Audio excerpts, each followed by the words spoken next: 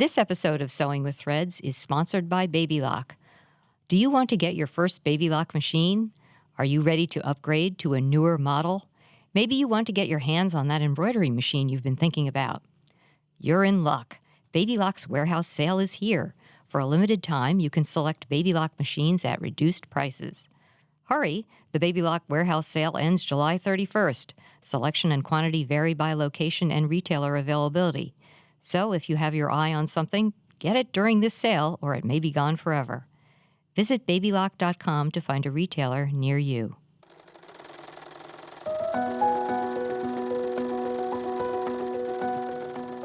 Welcome to Sewing with Threads, the monthly podcast by the staff of Threads magazine. I'm your host, editor Sarah McFarland, and I'm joined by senior technical editor. Hi, I'm Carol Frazier. And our managing editor production. Hi, I'm Janine Clegg. And our special guest, Gretchen Hirsch. Welcome, Gretchen. Thank you for being on Sewing with Threads. Thank you so much for inviting me. Gretchen, also known as Gertie, has forged an amazing presence in the sewing world. It all started with Gertie's blog for Better Sewing.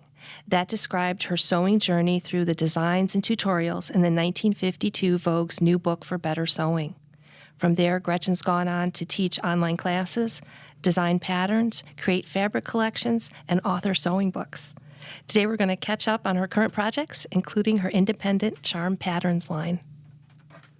So, Gretchen, to help the audience get to know you better, I have 5 quick questions for you.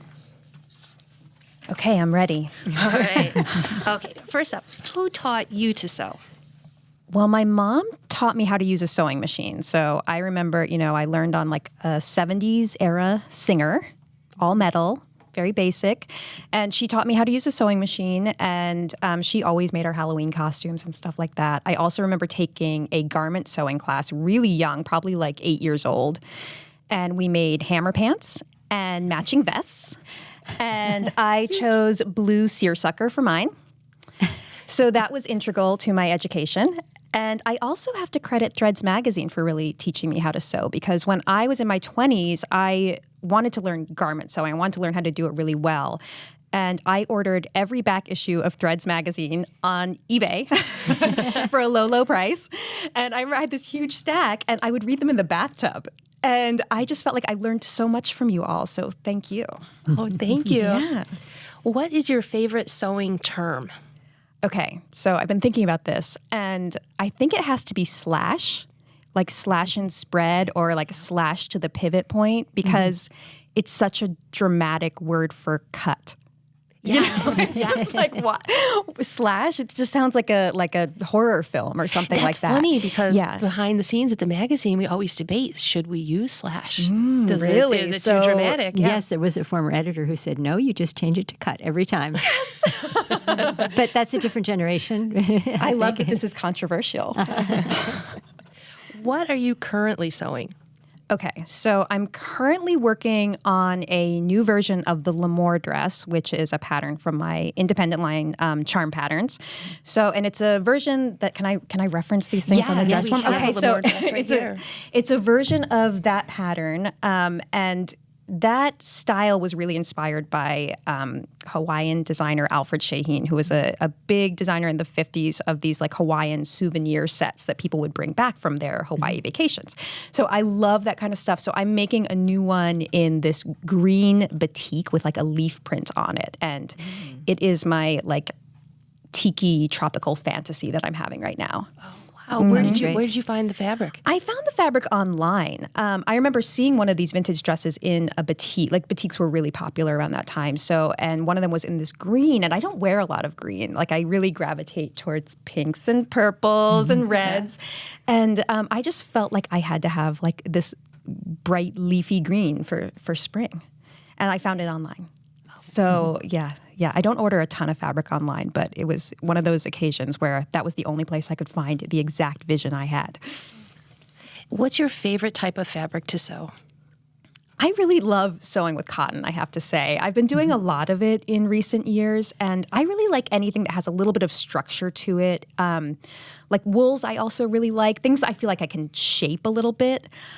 My least favorites are probably like chiffon. Like I don't like things that feel like they're like slipping away from you, you know? Yes. Like I really like something that I feel like I can grab onto it and like mold it. So cottons and wools are probably my favorites. And what do you love most about sewing? So I think, I used the term fantasy a little earlier, and I use that term like every day in my studio to my assistant. I say, today is our, Alfred Shaheen fantasy, and today is our tropical tiki fantasy. And she sort of rolls her eyes at me. But I love the fantasy. I love saying, I need this green, leafy, batik, Shaheen-inspired dress. I have that fantasy, and I'm going to make it happen. And I think, I can't speak for all sewers, but I know that I go to sleep thinking about the dress and where I'm going to find the fabric and am I going to sew the boning channels in at this point or that point, kind of imagining the process.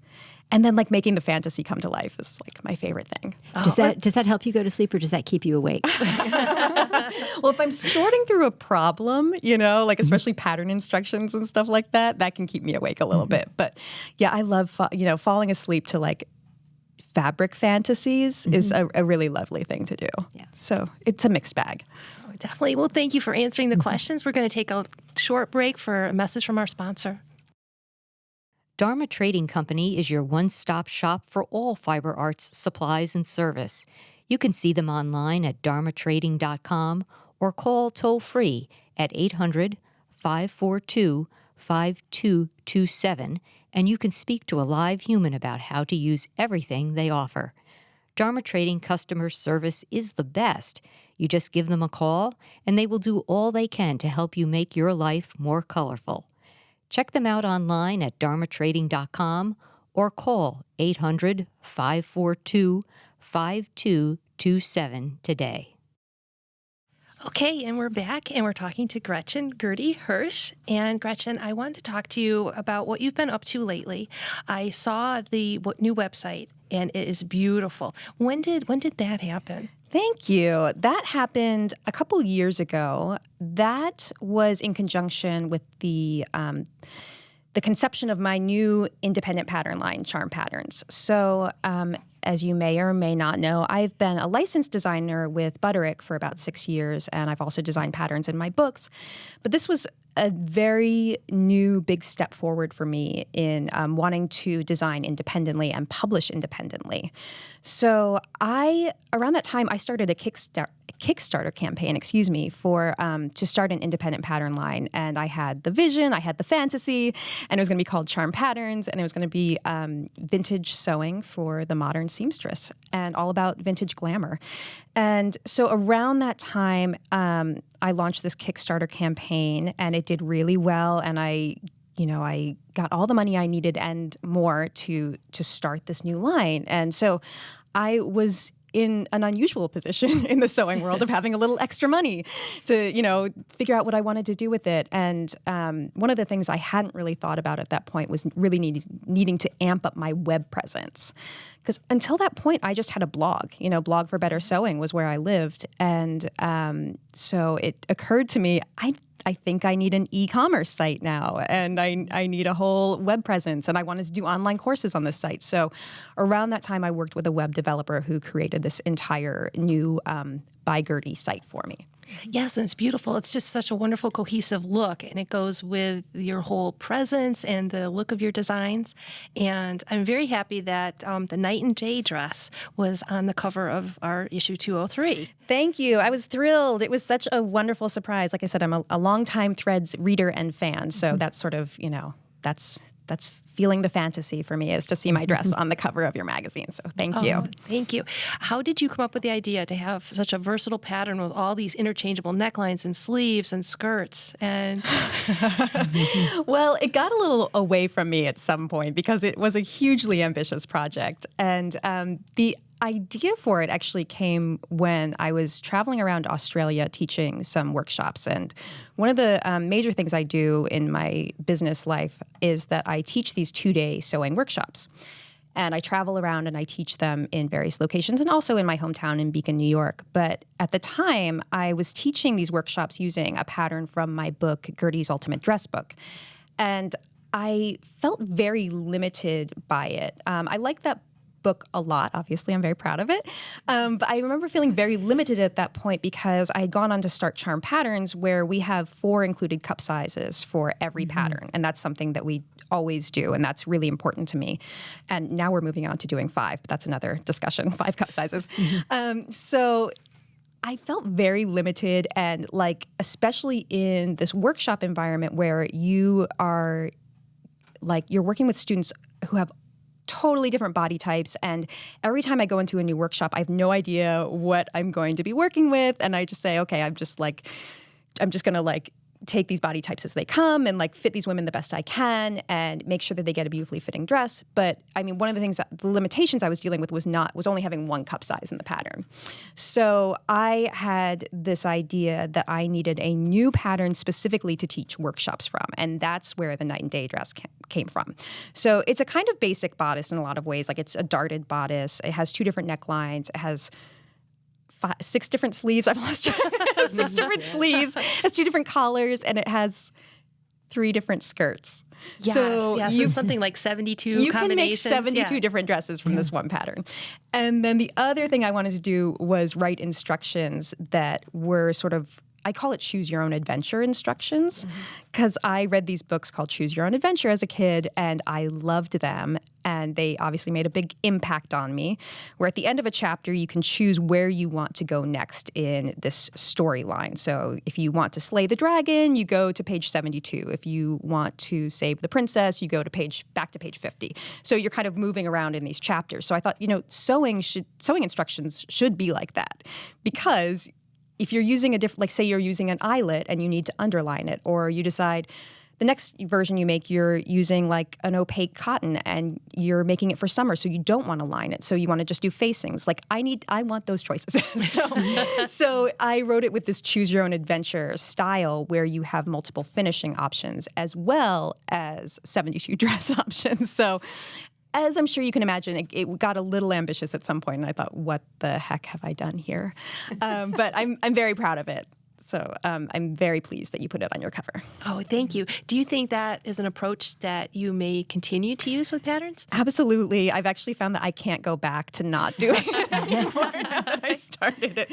I wondered if that would be the case. Yeah, it's tough. Right now, the thing that I'm working on, like getting out to the printer this week, is a re-release of the L'Amour dress, which was one of my very first patterns with Charm Patterns. And I kept it very like classic, sewing pattern company instructions. Like, you have the newsprint sheets, and I had 2 of them. And you could make one style of dress and finish it in one way. And so now I've gone, then I did the night and day dress, and I've since come back and wanted to revisit the L'Amour, and it's turned into a package the size of the L'Amour dress. So it's in a huge box. It has a 60-page instruction booklet. It has multiple options for designs. You can make 18 different, not as impressive as 72, but you can make 18 different dresses from that pattern. That's still very impressive. Yeah. The other patterns offer. So Thank you. So yeah, this is kind of what I do now. I just can't go back, because I feel very committed to this approach. Now, with this approach, what's the lead time from sort of idea, from having that fantasy of making a new pattern through this whole process and actually having the pattern available for sale? How long does that take? It takes about 4 months longer than I want it to take. Like, whatever I want it to be, add 4 months, and that's what it is.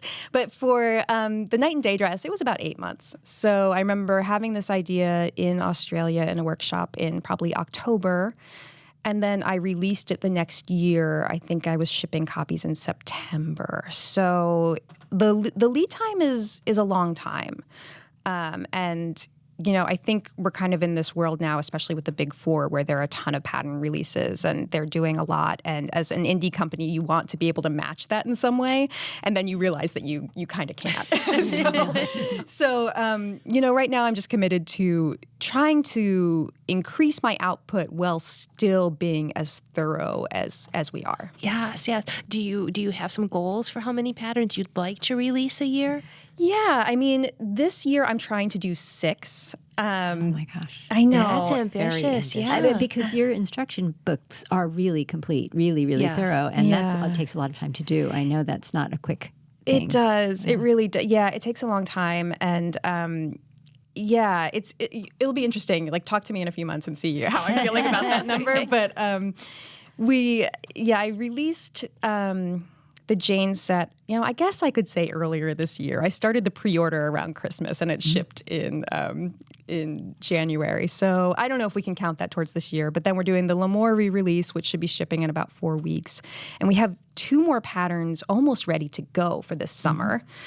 And then some winter things that are kind of already started. So I feel like the longer I'm doing this, the more we're sort of working on things simultaneously. And hopefully we're also creating sort of a template for what we do, where not every pattern, we're writing how to insert a zipper from scratch. You know what I mean? You start to have a style of doing things. So hopefully it'll get a little quicker.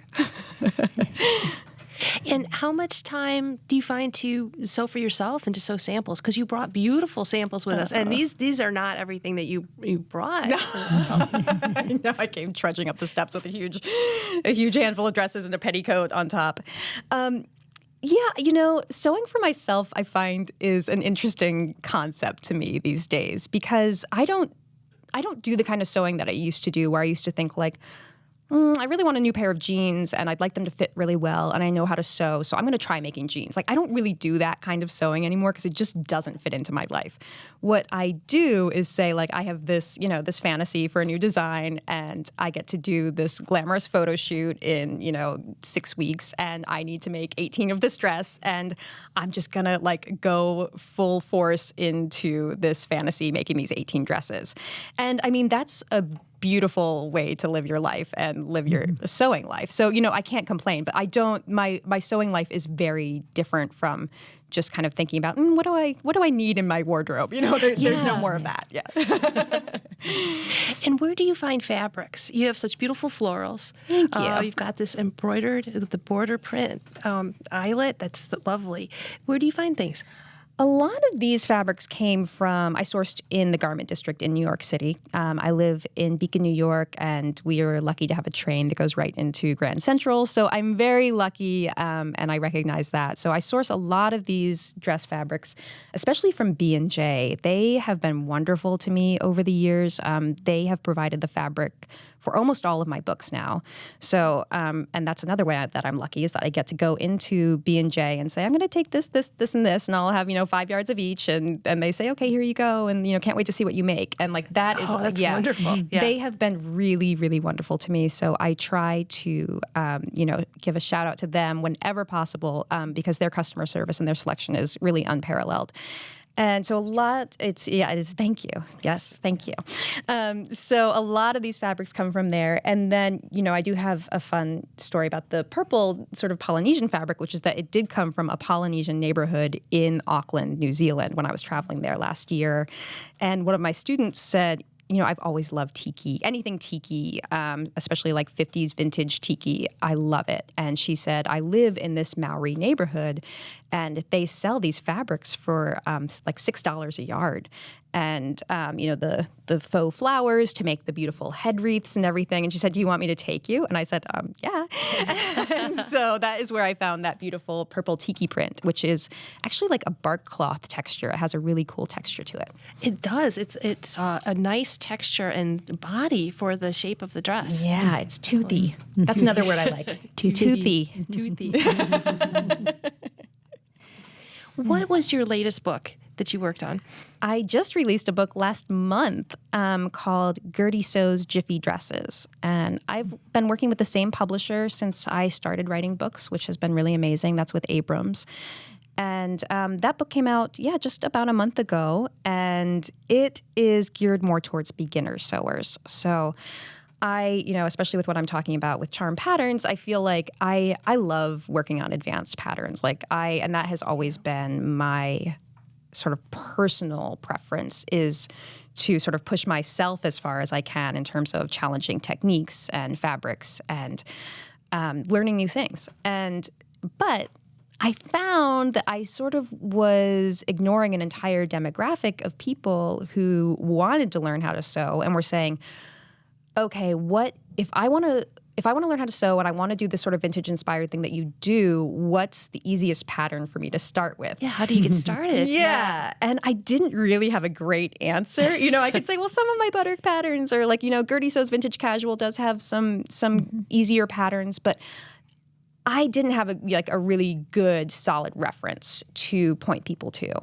And so that's when I came up with the concept for Gertie Sews Jiffy Dresses. And the title comes from the simplicity Jiffy patterns of the 40s through 60s that have sort of minimal pattern pieces and are easier and faster to sew. And I love the idea because they were like sort of meant to fit into a busy woman's life, you know, which was, I love just sort of like, that was sort of the era of like, you know, women going into the workforce and like finding they had less time to sew and but they still wanted to. So how do we fit sewing into our lives?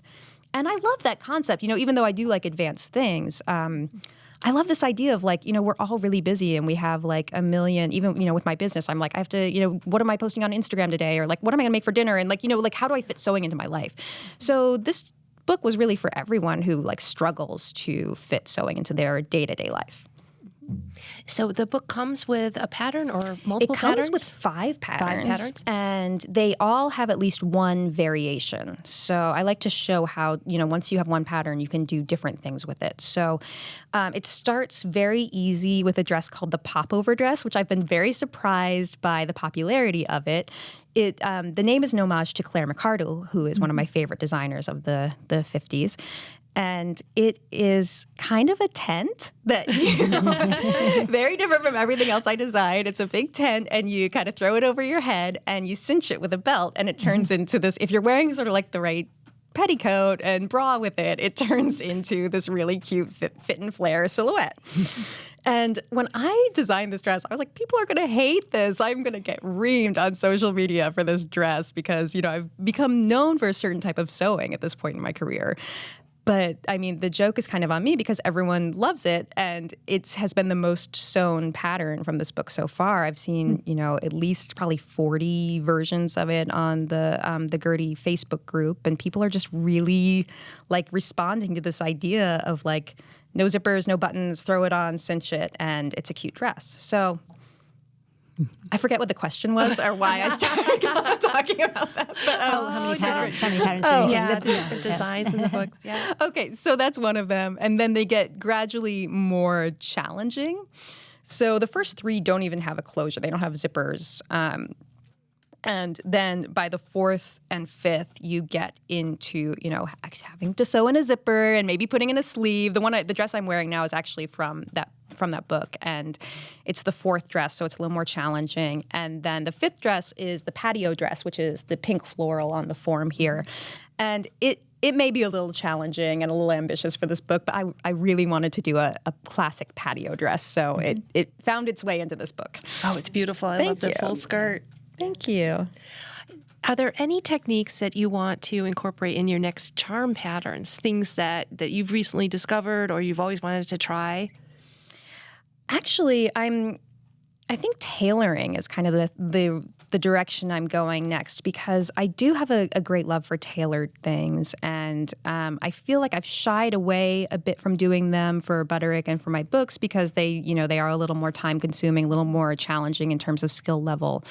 But I had a Butterick coat pattern that's now out of print that is like in hot demand, and it's you can't find it on eBay or anything. And Gretchen, is that the one that your Craftsy now Blueprint class was based on? No, it's I'm not sorry. actually. That's okay. Yeah, it was just it was a Butterick pattern. It was one of my very first Butterick releases, and it was like a princess coat is what it's called. So very full skirt, kimono sleeve, shawl collar, like classic Dior kind of thing. Oh, yeah. And like bound buttonholes at the waist, and it just kind of wrapped over and buttoned there.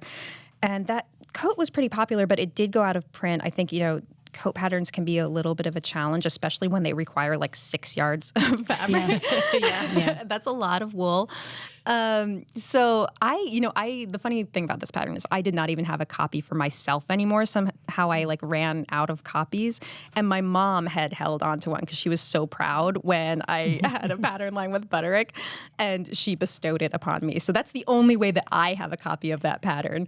But I want to do more of that because I did see that it was popular in a niche kind of way with people who were into, more advanced garment sewing. So I do have something more tailored coming out, and I've gone a little more ambitious with that, like using, you have the different interfacing pieces for the collar stand, and, you have the shoulder reinforcement. So I've really gone full tailoring on that. And it'll be interesting to see the reaction to that, because I think, on the other end from the popover dress, people are going to say, I don't want to cut out 8 different, interfacing pieces in one coat. I don't want to make bound buttonholes. So we'll see, and I realize I'm speaking to the wrong audience here, because threads people are going to be like, yes, we want that.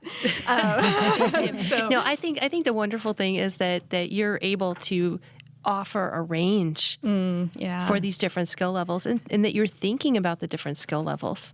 Yeah, I absolutely think you're right. And I think, one of the things I have to remember is to constantly be offering a range in price point, in skill level, and in aesthetic too. Because, some people who sew my patterns are full vintage every day of their lives. They set their hair in curlers the night before, they do the whole thing, and I love that. Some people just want to kind of dabble in it, and they might have one of these style dresses in their closet. So I have to remember that too, is that I need to have patterns that could fit into a more modern wardrobe. Like maybe you wear it with jeans one day and your Chucks, so it doesn't all have to be full glamour vintage all the time. Was there ever a design, a vintage glamour design, that you decided this might not work for the for the pattern line? Yeah, I kind of think that all the time. Like every pattern I come out with, I'm like, am I going too far with this one? Things like the night and day dress, I feel like there's a lot of crossover in everyday life. But I've sort of tried my hand at things like a waist cincher for Butterick, and I thought people go their views on things like shapewear and corsetry are on complete opposite ends of the spectrum usually, Yes. So if I say I just designed this waist cincher, it's based on classic corsetry with power mesh panels, you get one person who says this is a return to, the enslavement of women, and this is anti-feminist. So you have one person who says that, and then one person who says, oh my God, I've been wanting to make my own waist cincher forever. So, because I want to wear this style of dress. So you run the risk of alienating some people when you go that far down the vintage rabbit hole, I think. And yeah, things like corsetry, things that are very, very intricate, like dresses with spiral steel boning. I can't stop myself though. I love working with spiral steel boning. I love making things that are a little more structured. But every time I do kind of say, am I risking alienating people here? Because some of the first questions I always get are, can I omit the boning? And I say no. Well, I feel like, because I am familiar with a couple of your books that talk about that kind of construction, and I think you make it seem very doable. Thank you. There are a lot of patterns that make it seem very scary and hard to do, and you just sort of say, here's your casing for your boning. This is how you do it, or there are 2 ways. You can use this kind of boning if you want, but I know you do like the spiral steel, and it seems very manageable. It doesn't, okay. And I think I feel like there's a sort of an age range maybe within your biggest demographic who aren't familiar with those things and are maybe a little bit more fearless than some of us who grew up thinking that was too difficult to do. Right. Yeah, and I do think one of the things I have to overcome with people is thinking that it's just too hard to source these materials. Oh, right. Yeah. They'll say I don't have anywhere to buy it. And I say, well, I can't really walk to the bodega and get spiral steel boning either. You know what I mean? So I'm usually, I either have to take a full day trip into the city to get it, or I'm ordering online. And there's so many good online sources for that kind of supply. Mm-hmm. So we're very lucky to have all that. So yeah, that's kind of a hurdle we have to overcome, is people thinking that because it's difficult to get, it's not worth doing. There are always going to be people who are going to just not take that step. Right. And then there are also going to be people who are just deep down zealots like the rest of us here, and they will do what they need to do to get what they need because they're excited about it and want to do it. And I think that's it seems like you've found a way to tap into that excitement. So I hope so. But how do you respond to the comment, well, if I wear decent foundation garments, won't that do the trick?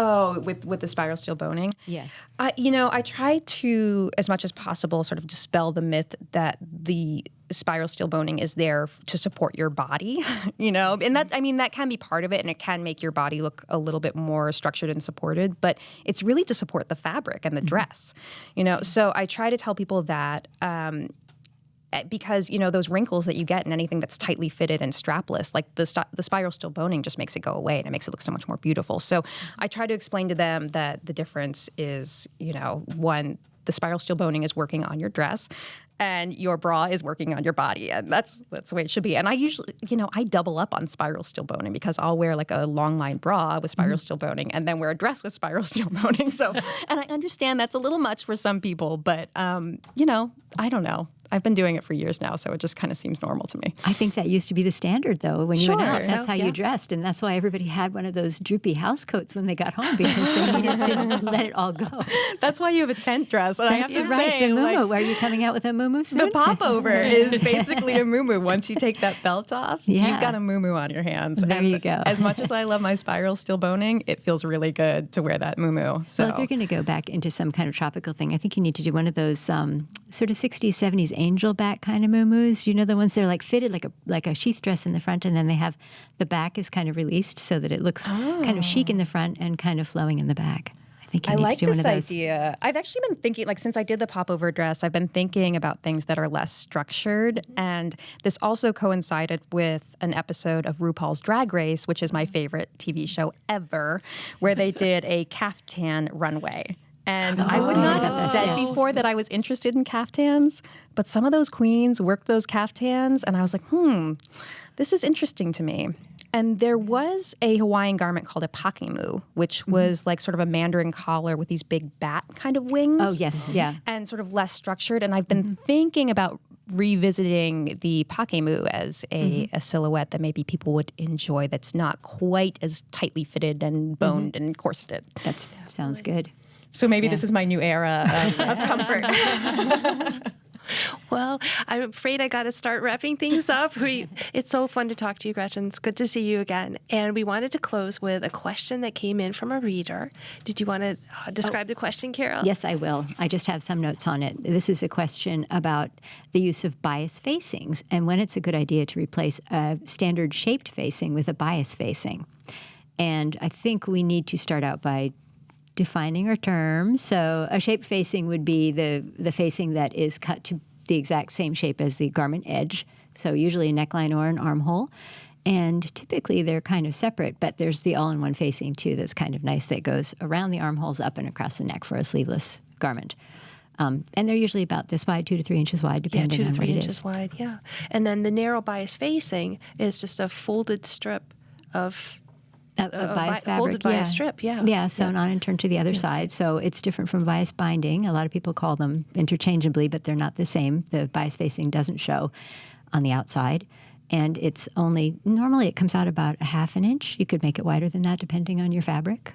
And, I think if you've got a heavy fabric, you might want to make it a little bit wider. And if you have something like, didn't we recently see something in the Eileen Fisher window that was organza, and it was so narrow? It was about an eighth of an inch wide, maybe. Really narrow tiny facing. French seams and the little tiny bias facing. Yeah. So that would be a time when I would use a bias facing if I have sheer fabric. Yes, I think I sheer would change it to fabric. that. If you could get a pattern that calls for opaque fabric and you decide you want to make a sheer version of it, I would change the facing for that. I like the stability of the shaped facing, having that extra fabric. You can the interfacing interface in it it, or right. not. I don't like worrying about whether I'm going to press it and see that little ridge or wearing it and seeing the little ridge. The bias facing seems faster to apply. I think it might be. I suppose I said that as a question. It seems like it would be, but I think it's probably. I mean, theoretically, it's the same because they're the same number of steps. I don't care for the join in the bias facing. That's right. That's a little bit it's more usually tricky. multiple layers. That's true. There's more to deal with there, but technically they should be about the same because you attach it, understitch it, or attach it, trim it, understitch it, fold it under, and then anchor it down whatever way you choose to anchor it, the same that you would do with a regular facing. Although actually with the bias facing, you kind of do need to either top stitch or do hand stitching all the way around because it's not wide enough to keep itself on the wrong side. Right. Whereas with a full wide shaped facing, you can just tack it in two places and hope for the best. I think with the very, very lightweight fabrics and the very, very thick fabrics, Yeah. I like the bias facing. Yeah, I think so too. Although I would say with something that's kind of heavier, you either need to, sometimes a wider facing gives you that, it holds it up better around a neckline, for That's example. true. You might Yep. get that. But then I am thinking if I were making, say, a wool dress, I would probably line it to the edge or maybe line it up and have a facing at the neckline. It's not fun to have the itchy wool against your skin, so lining to the edge would make more sense. I think you do Yes. a bunch of that, don't you? Sort of line things to the edge I do. generally. Yeah. I do. Yeah. I do have a riveting story about bias facings Oh, that we I need to could hear. join in on this conversation. Do tell. So, yes. So the popover dress, which we were just talking about, does have bias facings around the armhole. And the reason for that is that it has a cut-on facing at the neckline, so that because it has a V-neck. So I wanted the dress and the neckline facing to be all in one piece to make it easier to sew. So it's cut on for the neckline, but then the armholes are unfinished and it's a sleeveless dress. So I thought, how am I going to do this? Should I make a separate facing for the armholes? And I hate armhole facings. Like I like other facings. I don't have like the thing against it that other people do. Like they don't like it flapping out or whatever. But armhole facings are the worst, I think. So they always peek out and everything. So I thought I really wanted to do like a nice, neat little finish. And so I chose the bias facing.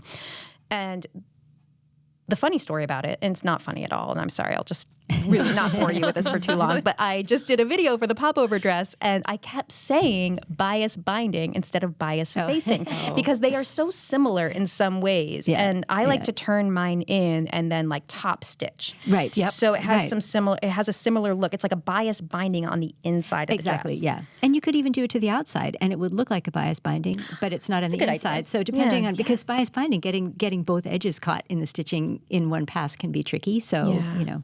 We've definitely had arguments behind the scenes here because that bias strip, the instant it's concealed, is a facing. Right. And you have to make sure you're using the correct terms in the articles. I just want to say I love you ladies. I love that you sit around and talk about this stuff. And I want to come hang out every day. Super nerdy. I know. Well, you know, among ourselves, we kind of know what we're doing, and we can finish each other's sentences for the most part. But sometimes we get a question where somebody writes in, and they use the wrong term. And we take them literally at their word and cannot understand what they're asking because they're saying completely wrong. I don't understand what your problem is with this bias binding because that is a bias binding when they mean facing or other kinds of things. So that's kind of why we're fussy about it. We're pretty persnickety. You have your own little internal language. I love it. Well, that wraps up this episode. I want to thank everyone for listening. You can follow Threads on social media and visit threadsmagazine.com to view show notes for this episode. While you're on the site, check out Threads Insider, our online membership with exclusive access to expert sewing techniques. Until next time, keep on sewing with Threads.